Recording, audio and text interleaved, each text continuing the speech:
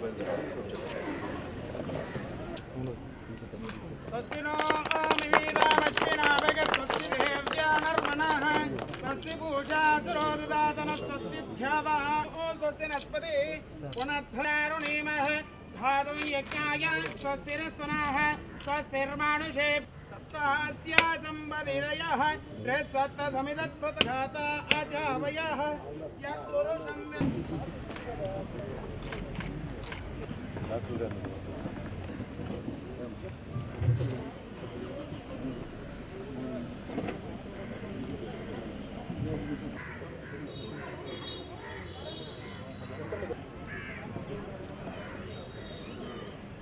జిల్లాలో వైద్య ఇన్స్టిట్యూషన్స్ అన్నీ కూడా బలోపేతం చేస్తూ గౌరవ ముఖ్యమంత్రి గారు మనకి 11 వర్క్స్ శాంక్షన్ చేస్తున్నారు. మొత్తం 70 కోట్ల 15 లక్షల విలువతో ఈ వర్క్స్ అన్నీ కూడా మనం ప్రారంభించుకోవడం జరుగుతుంది. అందులో మునుపెన్నడూ లేని విధంగా ప్రజారోగ్యం కోసం ఇన్ని వేల కోట్లు ఖర్చు పెడుతున్న రాష్ట్ర ప్రభుత్వానికి ముందస్తుగా నేను జిల్లా ప్రజలందరి తరఫున ధన్యవాదాలు తెలియజేస్తున్నాను. కోవిడ్ వచ్చిన తర్వాత గడిచిన 6 నెలల్లో మనం చూసినట్లయితే అన్ని రకాలుగా ఆసుపత్రులు ఆధునీకరించుకోవడం కానీ, పరికరాలు సమకూర్చుకోవడం కానీ, ముఖ్యంగా సిబ్బంది కొరతని పూర్తి స్థాయిలో పూరించుకొని దాదాపు 800 మంది డాక్టర్లని, పారామెడికల్ స్టాఫ్ని మనం రిక్రూట్ చేసుకోవడం, జిల్లాలో 75,000 మంది ఈ కోవిడ్ బారిన పడిన వాళ్ళందరికీ కూడా ట్రీట్మెంట్లు ఇచ్చి వాళ్ళందరినీ నయం చేసి పంపించగలిగాం. ఇన్ని వేల కుటుంబాలని అటువంటి మహమ్మారి నుంచి కాపాడి వారందరి ప్రాణాలను కాపాడి ఆ కుటుంబాలన్నింటినీ నిలబెట్టిన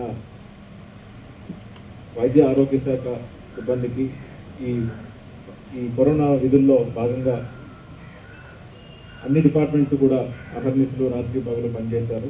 వారికి ఎంతో సహకారాన్ని అందించిన ప్రజాప్రతినిధులకు, గౌరవ మంత్రివర్యులకు, ఇరిగేషన్ శాఖ మంత్రులు కానీ, ఇండస్ట్రీ శాఖ మంత్రులు కానీ, ముఖ్యంగా హెల్త్ డిపార్ట్మెంట్ నుంచి ఎంతో సపోర్ట్ మునుపెన్నడూ లేని విధంగా జిల్లాకి రావడం జరిగింది. అటు జీజీహెచ్ కానివ్వండి, ఇటు ఏరియా హాస్పిటల్స్ కానీ, డిస్ట్రిక్ట్ హాస్పిటల్స్ కానీ, అలాగే సిహెచ్సిఎల్ కానీ, ఇవన్నీ కూడా ఫేస్ లిఫ్ట్ అవుతూ పబ్లిక్ హెల్త్కి ఇంత ఇంపార్టెన్స్ మునుపెన్నడూ లేదు. మనకి స్వాతంత్రం వచ్చిన 70 సంవత్సరాల్లో ఇంత పెద్ద ఎత్తున హెల్త్ సెక్టర్ మీద ఇన్వెస్ట్మెంట్ జరగడం అనేది ఇదే చరిత్రలో మొదటిసారి. అంత పెద్ద ఎత్తున సపోర్ట్ ఇస్తూ, మనకి నిధులను ఇస్తూ, ఇన్ని వర్క్స్ శాంక్షన్ చేస్తూ జిల్లాని సర్వతోముఖ అభివృద్ధికి తోడ్పాటు అందిస్తున్న గౌరవ ముఖ్యమంత్రి గారికి సభాముఖంగా మరొకసారి నేను ధన్యవాదాలు తెలియజేస్తూ ఉన్నాను. నారాయణ హరి అంటారు. ప్రజలందరూ కూడా భగవంతుని తర్వాత అలా గౌరవించేది వైద్యులకే. ఇద్దరు కూడా 2 చేతులు దండం పెట్టి వారికి మర్యాద ఇస్తూ వారికి ఉన్న ఆరోగ్య సమస్యలను చెప్పుకొని నయం చేసుకొని వెళ్తూ ఉంటారు. సమాజంలో అంత ఎక్కువ మర్యాద ఇచ్చే ప్రొఫెషన్ మరొకటి ఏమీ లేదు.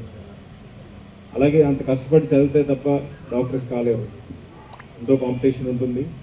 ఎంసెట్ కానివ్వండి, నీట్ కానివ్వండి, అందరికంటే బాగా చదివే వాళ్ళని డాక్టర్స్ అవ్వమని అంత మంచి ప్రొఫెషన్ ఎంచుకున్న వారందరూ కూడా, అందులోనూ బెస్ట్ డాక్టర్స్ అందరూ గవర్నమెంట్కి వస్తారు, ఎక్కువ మార్కులు వచ్చిన వాళ్ళందరూ.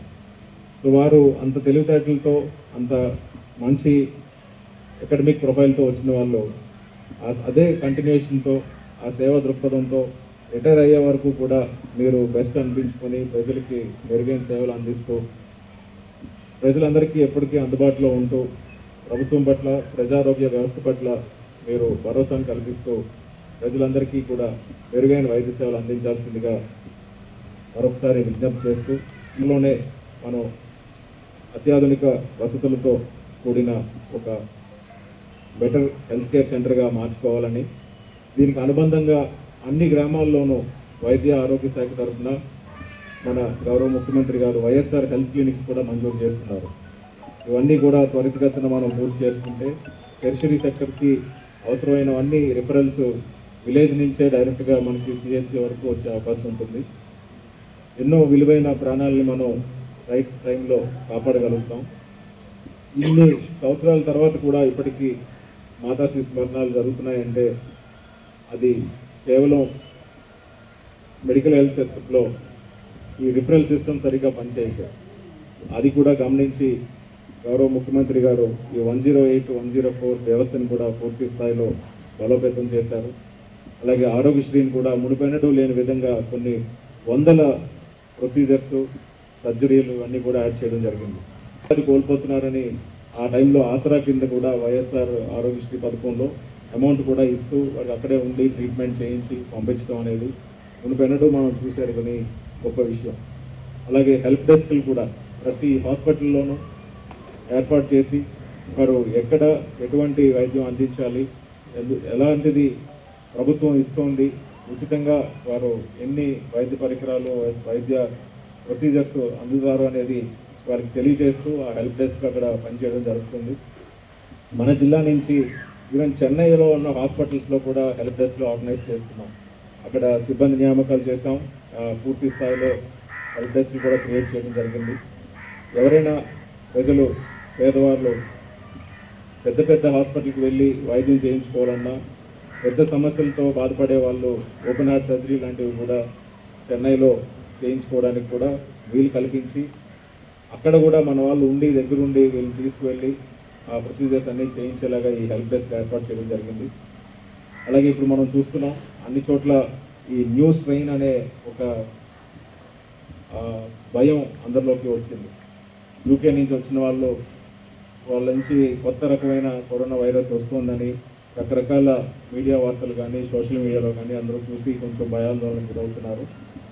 దీని పట్ల అందరూ కూడా అప్రమత్తంగా ఉండాల్సిన అవసరం ఎంతైనా ఉంది. కానీ ఇప్పటి వరకు మన జిల్లాలో అటువంటి న్యూ స్ట్రెయిన్ అనేది లేదు. చెన్నై ఎయిర్పోర్ట్లో కూడా మనం ఒక హెల్ప్ డెస్క్ని రాష్ట్ర ప్రభుత్వం తరఫున నెల్లూరు జిల్లా నుంచే ఏర్పాటు చేశాము. అక్కడ 24/7 విధులు నిర్వహిస్తూ వైద్య శాఖ నుంచి కానీ ఇతర శాఖల నుంచి వారు అక్కడ పనిచేస్తూ ఉన్నారు. వచ్చిన వాళ్ళందరినీ స్క్రీన్ చేసుకొని టెస్టులు అవి కూడా చేసి ఆ టెస్ట్ నిర్ధారణ కోసం అటు బాంబే కానీ, ఇటు పూణే కానీ, హైదరాబాద్ కానీ, బెంగళూరు కానీ పంపిస్తున్నాం శాంపిల్స్. అక్కడి నుంచి నిర్ధారణ అయితేనే అది న్యూ స్ట్రెయిన్ అని తెలుస్తుంది. అలాగే ఈ జీనోమిక్ సర్వేలెన్స్ అంటారు దాన్ని, అంటే వైరస్ ఇప్పుడు వచ్చిన తర్వాత దాదాపు సంవత్సరం అవుతుంది. సో ఎన్ని రకాల మ్యుటేషన్స్ జరుగుతుంది అనేది వెరిఫై చేసుకోవడం కోసం కొత్త రకమైన స్ట్రెయిన్ ఏదైనా ఉందా, దానివల్ల ఏదైనా ప్రభావం మారుతుందా, పరిస్థితి ఎలా ఉంటుంది అనేది బేరీజ్ వేయడానికి ఈ టెస్టుల్ని మనం కండక్ట్ చేస్తున్నాం. ప్రతిరోజు వచ్చే పాజిటివ్స్లో ఒక 5% ర్యాండమ్గా పంపించడం, జీనోమిక్ సర్వేలెన్స్ కూడా పంపిస్తూ జిల్లాలో ఈ వైరస్ వ్యాప్తి ఎలా జరుగుతుంది, దాని ప్రభావం ఎలా ఉంటుంది అనేది కూడా నిర్దిష్టంగా మనం తెలుసుకోవడం జరుగుతుంది. ట్రీట్మెంట్ కూడా అందిస్తూ ప్రస్తుతానికి ఎక్కడా కూడా మనకి జిల్లాలో దాదాపు 2 నెలల నుంచి మరణాలు లేకుండా, అలాగే పాజిటివిటీని కూడా పూర్తిగా తగ్గించగలిగాం. అందరి సహకారంతో జిల్లా యంత్రాంగం అందరం కూడా పనిచేస్తూ దాన్ని సాధించగలిగాం. ముందున్న నడిపించిన ఈ ముందు హెల్త్ డిపార్ట్మెంట్ వారందరికీ కూడా నేను పేరున ధన్యవాదాలు తెలియజేస్తున్నాను. మీ సొంత ఆరోగ్యాన్ని, మీ సొంత ప్రాణాలను కూడా పణంగా పెట్టి విధులు నిర్వహించిన రోజు మేమందరం కూడా ఎప్పటికీ గుర్తుపెట్టుకుంటాం. గడిచిపోయిన సంవత్సరంలో ఎంతోమంది వైద్యులు కానివ్వండి, నర్సెస్ కానివ్వండి, సపోర్టింగ్ స్టాఫ్ అందరూ కూడా చాలా పర్సనల్ రిస్క్ కూడా తీసుకొని మీరు మెరుగైన సేవలు అందించారు. జిల్లా ఎప్పటికీ కూడా మీ సేవను, మీ పాత్రను ఎప్పటికీ గుర్తుపెట్టుకుంటుందని తెలియజేస్తూ మీకు కావాల్సిన ఈ సదుపాయాలన్నీ హాస్పిటల్స్లో ఏర్పాటు చేయడం జరుగుతుంది. మీటింగ్ హాల్స్ కానివ్వండి, కామన్ స్టోర్స్ కానీ, క్యాంటీన్స్ కానీ, ఇతర అవసరాలన్నీ కూడా నెరవేరేలాగా ఈ బిల్డింగ్స్ రూపొందించబోతున్నాయి. మంచి మెరుగైన ప్రమాణాలతో ఈ కన్స్ట్రక్షన్స్ అన్నీ కూడా త్వరలోనే పూర్తయి మీరు ఇంకా మెరుగ్గా ప్రజలకు సేవలు అందించే విధంగా వైద్య ఆరోగ్య శాఖని తీర్చిదిద్దుతున్నామని తెలియజేస్తూ ఈ కార్యక్రమానికి ఇచ్చేసిన అందరికీ కూడా మరొకసారి నూతన సంవత్సరం మరియు సంక్రాంతి శుభాకాంక్షలు.